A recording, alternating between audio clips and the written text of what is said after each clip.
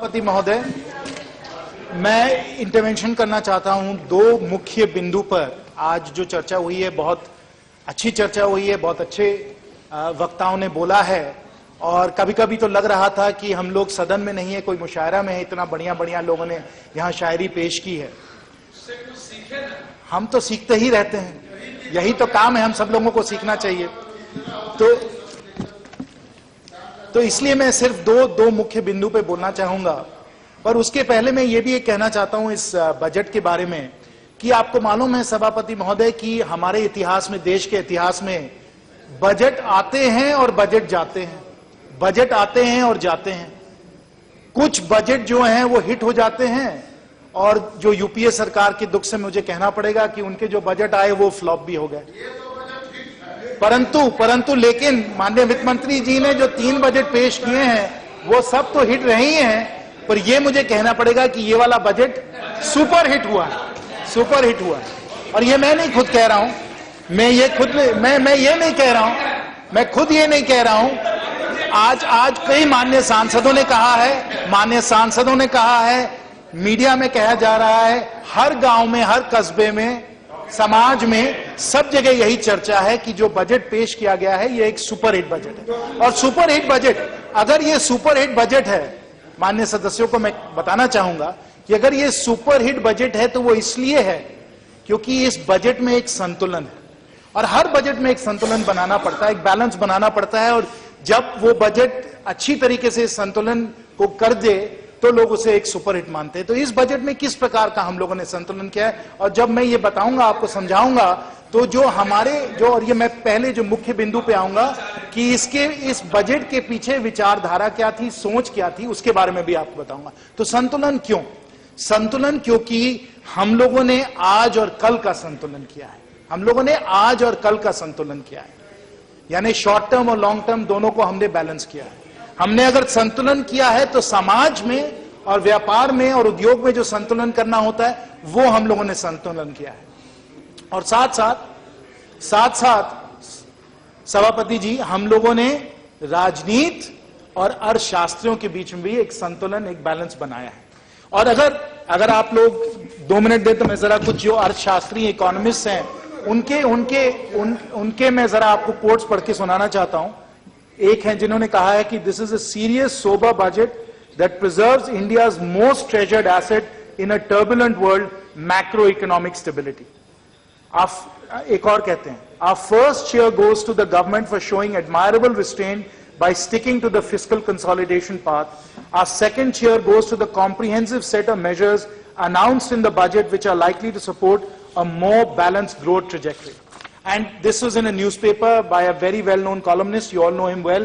His first line in his column is, "In the face of threatening global financial squalls, the budget provides credibility, a steady course for steering the economy, and welcome improvements in tax administration."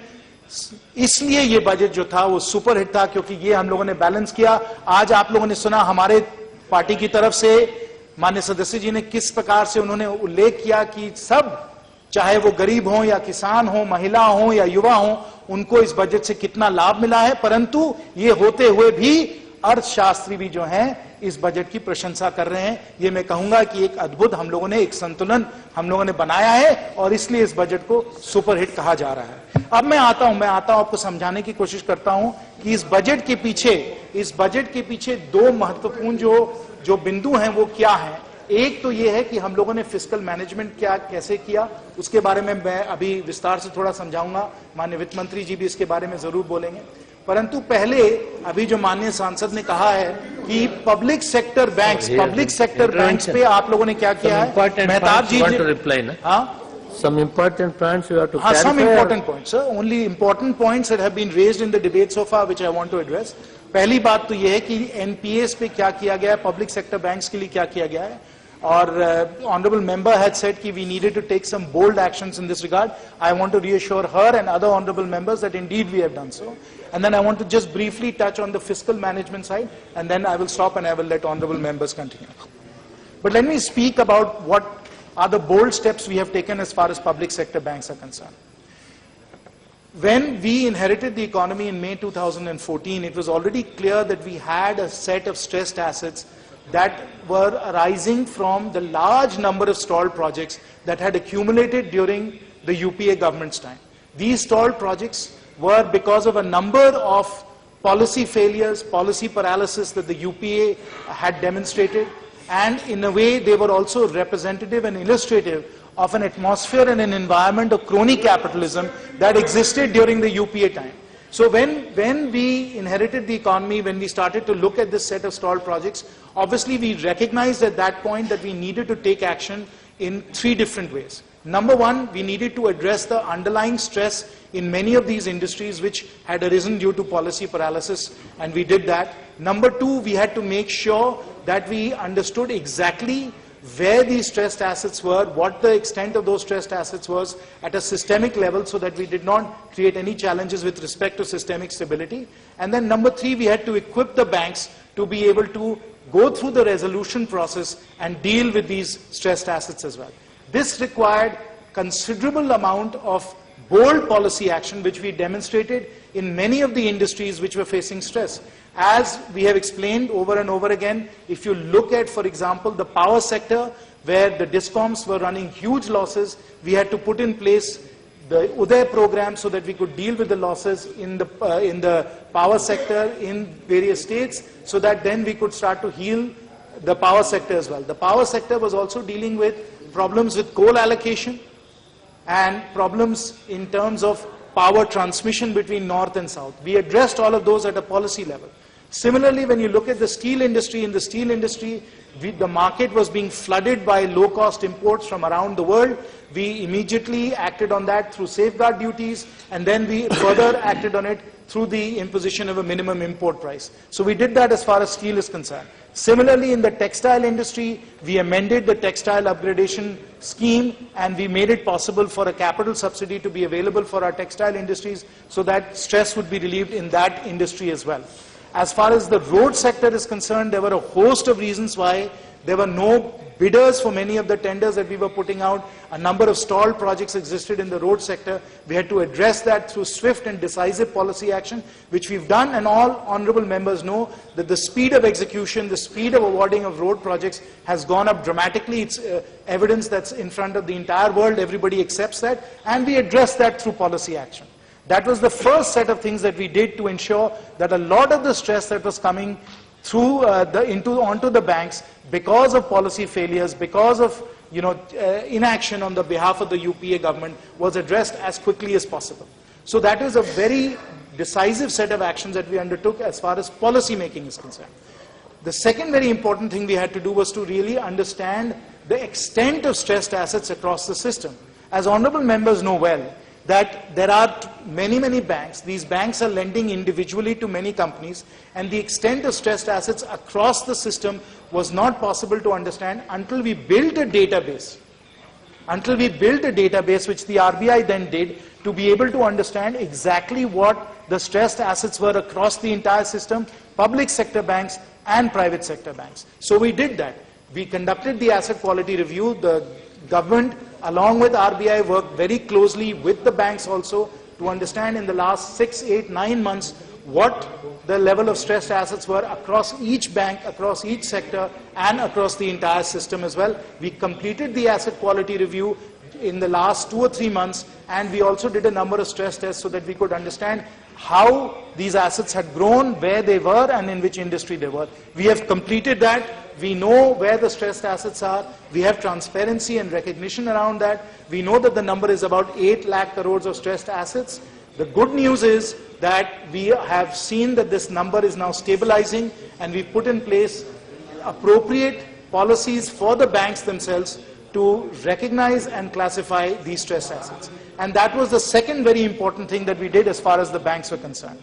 The third very important thing, and you're seeing the results of this in the newspapers every day, is that we equip the banks through the database, through the joint lending forum, through the corporate debt restructuring CDR process, and a new process that was introduced by the Reserve Bank of India, which is the strategic debt restructuring process, to swiftly take action as far as resolution of these NPAs are concerned. I would like to let the honorable members know that if you open the papers today and you look at many companies that are monetizing and selling assets right now, you look at resolution processes, and there are 29 of these going on right now, where promoters themselves are being replaced right now. You can see that the tools with which we've equipped the banks, the resolution process that is underway right now, is actually bearing results, and in fact it is an unprecedented change in creditor rights, that they can in fact move forward with these promoters and force them to resolve these stressed assets. It's an unprecedented change. It has not happened before.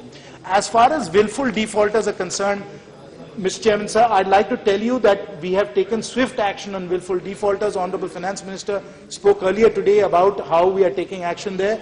But today there are 7,686 willful defaulters that are recognized in the system. We have filed suits for 6,816. There are FIRs filed for 1,669, and SARFAESI action that's been undertaken for 584 of those. So if you look at the total amount out of the 8 lakh crores for which willful defaulters have been identified and action has been taken, it's 66,190 crores. So as far as willful defaulters are concerned, we have taken very swift action, and as Honorable Finance Minister has said, nobody will be spared. The full force of the law will be applied against willful defaulters. Once they're notified, in any case they're shut out of the financial system. It's not possible for them to borrow again. And effectively, as far as their businesses are concerned and their own individual careers as business people is concerned, once you have the label of a willful defaulter, the doors are closed to you as far as borrowing from India's financial system is concerned,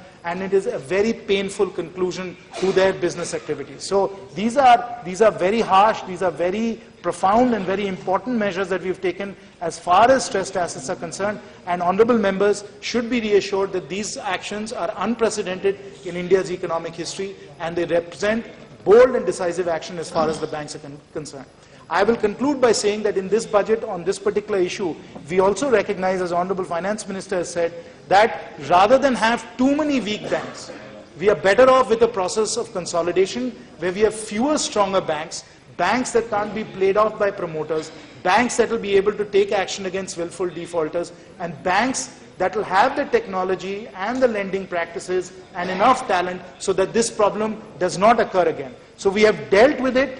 We have dealt with it tactically in terms of really getting a handle on stressed assets, but more importantly for India, for honorable members to know, is that we've dealt with it systemically and structurally as well, both in terms of the tools that are available to the banks, of course the bankruptcy code and other measures that we will take through DRT and SARFAESI are yet to come. Those will further strengthen our banks. So between making our banks stronger and giving them the tools, we are structurally dealing with this problem where NPAs, which have been a periodic problem as far as India is concerned, so hopefully we will not have these problems to this extent again. So with that, I will conclude my first intervention, which was about public sector banks, which was an issue that had been raised by many honorable members. I will now come to the second point around fiscal management. Now having sat through these debates, even though I'm a first-time member of Parliament, I've sat through these debates as an observer, watching what happens when we discuss the budget, and of course I've now had an opportunity to sit through 3 debates when we talk about the budget. The part that I think we don't spend enough time on in this house and in this country is to understand the actual realistic fiscal position that we confront as a country. And part of what we had to do, the balance we had to strike in this budget, is to deal with the fiscal reality as it is, while at the same time responding to the challenges and the stresses that we were seeing in the economy. But that balance, understanding the actual fiscal position, is very important for honorable members as well as for the country to understand. Here are the simple facts. Mr. Chairman, sir, here are the simple facts. If you look at this fiscal year, our total expenditure is 17.8 lakh crores. It's projected to go up to 20 lakh crores next year. 17.8 lakh crores. Our total revenues, both tax and non-tax, are 12.5 lakh crores. Therefore, we are running a deficit of 5.35 lakh crores this year. We are running a deficit. हम लोग घाटे में जा रहे हैं. हमारी सरकार जो है वो घाटे में जा रही है. अगर हमारी कमाई 12.5 लाख करोड़ है, अगर हमारी कमाई, सरकार की कमाई 12.5 लाख करोड़ है, तो हमारे खर्चे 17-18 लाख करोड़ है, यानी हमारा जो घाटा है वो करीब 5.5 लाख करोड़ का घाटा है। और अगर ये घाटा हमें पूरा करना है, अगर सरकार को पूरा करना है, ये खर्चे जो हमें करने हैं, हर सदस्य जो मान्य सदस्य हैं वो कहते हैं कि आप और खर्चे करें, देश में जनता कहती है आप और खर्चे करें। सब लोगों को ये समझना चाहिए और जिम्मेवारी से समझना चाहिए कि जो हम लोग ऋण ले रहे हैं, इस ऋण को हमारे बच्चों को और उनके बच्चों को इस ऋण को भुगताना पड़ेगा।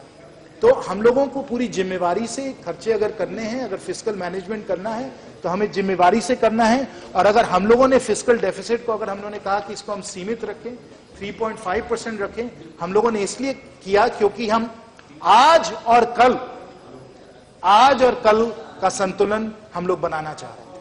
अगर हम लोग और भी ऋण देते चले जाएं, अगले पीढ़ियों को और भी ऋण देते चले जाएं, और भी घाटा देते चले जाएं, तो ये जिम्मेवारी का काम नहीं होगा। इस जिम्मेवारी को हम लोगों ने समझा है और संभाला भी है। और इसका परिणाम क्या हुआ? इसका परिणाम मैं माननीय सदस्यों को बताना चाहता हूं कि जो खर्चा है, मतलब जो ब्याज हम देते हैं, before the budget was announce, honourable members, the borrowing rate for the government of India, जब हम जाकर बाजार में जब हम लोग ऋण लेते थे तो हमें उसमें ब्याज हमको देना पड़ता था जो 8% के आसपास था। 8% का ब्याज था, क्योंकि लोगों को लगा कि इतना ऋण बढ़ता चला जा रहा है और ये जो 8% जो हम लोग ऋण लेते हैं, जो 5.35 लाख करोड़ का जो हम लोगों का ऋण है, ये हमें 8% ब्याज पे फिर भरना पड़ता है। पर क्योंकि हम लोगों ने ये संतुलन बनाया, हम लोगों ने घाटा को कम किया, 5.35 लाख करोड़ जो है उतना ही अगले साल भी रहेगा, 3.5% फिस्कल डेफिसिट रहेगा। मैं माननीय सदस्यों को बताना चाहता हूं और आपके माध्यम से और इस सदन के माध्यम से मैं देश को बताना चाहता हूं कि जो 8% पे जो हम लोग का 7.876% पे जो हम लोग ब्याज ले रहे थे, आज के समय वो 7.64% हो गया है, बहुत कम हो गया है, क्योंकि हम लोगों ने ये संतुलन आज और कल में बनाया। तो ये भी माननीय सदस्यों को समझना चाहिए कि ये भी हम लोगों ने फिस्कल मैनेजमेंट हम लोगों ने किया है इस प्रकार से। 3.5 का अगर चाहते, हाँ, और स्टेट को भी, आप जो लोग राज्यों की बात कर रहे थे, कह रहे थे कि हम राज्य में और खर्चा करना चाहते हैं, उनको भी ये समझना चाहिए कि जब आप लोग भी आप लोगों का भी घाटे में जो है आपका बजट चलता है, आपको भी बाजार से ऋण लेना पड़ता है। अगर हम लोग ये फिस्कल डेफिसिट 3.5% पे सीमित न रखते और जो बोरिंग का जो ब्याज है जो 7.64% नहीं आता, तो आपको फिर 8, 8.5, 9% पे आपको ऋण लेना पड़ता। तो जो आप आज कह रहे हैं कि बजट में आपको